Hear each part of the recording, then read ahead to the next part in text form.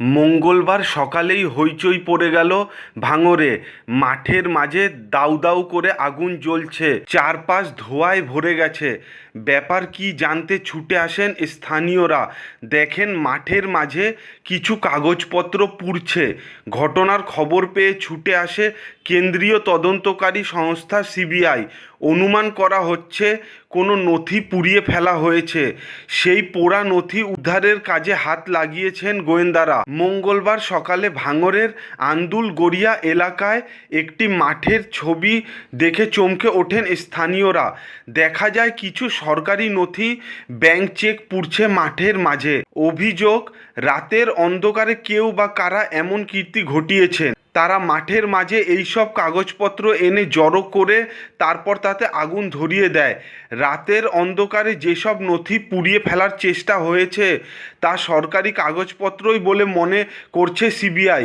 কিন্তু কেন এই নথিপত্র পুড়িয়ে ফেলা হলো তা নিয়ে দ্বন্দ্বে কেন্দ্রীয় তদন্তকারী সংস্থা। কী নথি ছিল সেগুলি জানা গেলেই পোড়ানোর কারণ স্পষ্ট হবে বলে মনে করছেন কেন্দ্রীয় গোয়েন্দারা। জানা যাচ্ছে বেশ কিছু আধপোড়া কাগজ উদ্ধার করা সম্ভব হয়েছে। সেগুলিকে ফরেনসিক পরীক্ষা করা হবে। প্রাথমিকভাবে জানা যাচ্ছে এই নথিগুলি বিহারের। সেখানকার সরকারি অডিটের নথি 2008 থেকে 2010 সালের।